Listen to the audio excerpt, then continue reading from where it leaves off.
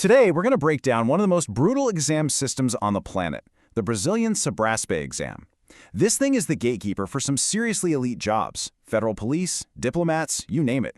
And it's famous for one thing: it actually punishes you for getting an answer wrong. So picture this. You're in this high-stakes test. Your heart is pounding, and you get to a question where you're just not sure. What do? Do you take a wild guess, or do you play it safe and just leave it blank? I mean, your whole career could be riding on this one decision.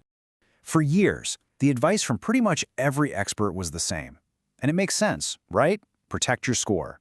If you don't know it for sure, just leave it blank.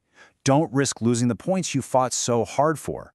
But what if I told you that exact strategy, the one that feels so safe and so logical, is actually the fastest way to fail?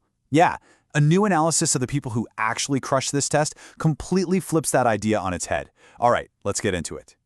To really get why playing it safe doesn't work, we first have to understand the brutal rules of the game.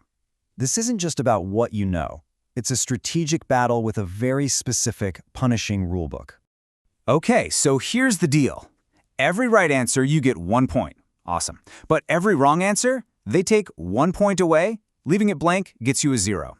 The rule is simple and absolutely terrifying. One wrong answer completely cancels out a right one. And you know, this is exactly what the system was designed to do. On a normal test, if you just randomly guess, you might get lucky and pick up a few points. But here, if you guess on every single question, you'll probably get half right and half wrong. Your final score? A big fat 0. The whole point is to make you terrified of guessing. And that fear, it leads us straight into this massive paradox at the heart of the exam. The very strategy that feels like a shield, leaving questions blank, is actually a trap that slowly puts your chances of passing in a chokehold. This is where the numbers really start to stack up against you. Just look at this table with me. Let's say you want to hit a score of 80 on a 120-question test. If you answer every single question, you need to be about 83% accurate. That's tough, but doable. But watch what happens when you start skipping.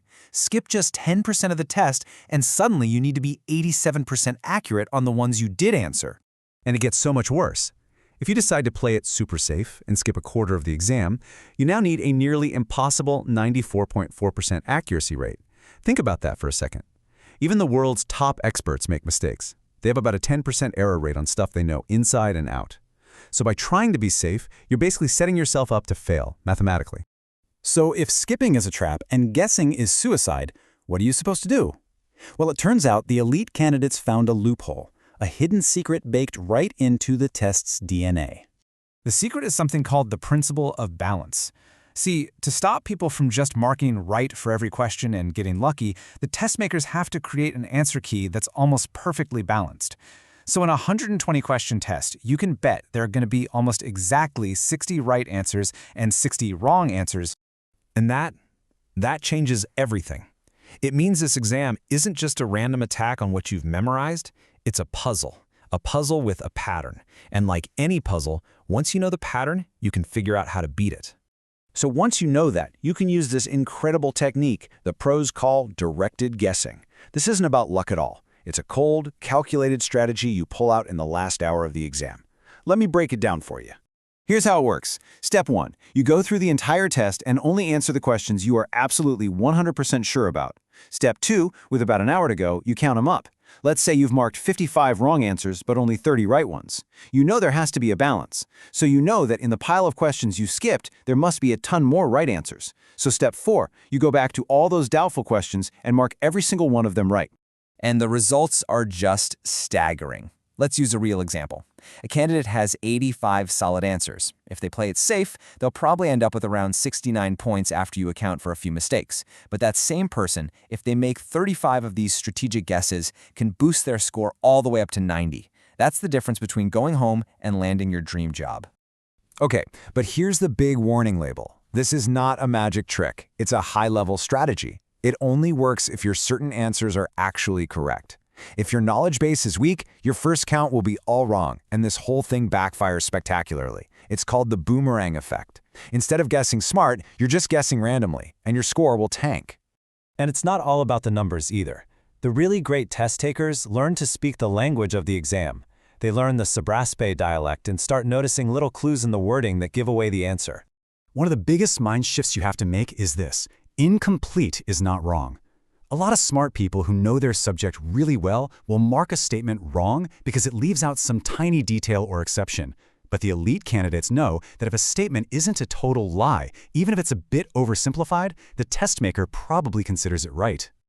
On the flip side, you're on the hunt for what I call absolutist words. Think about it. In complicated subjects like law or economics, how often is something true 100% of the time? Almost never.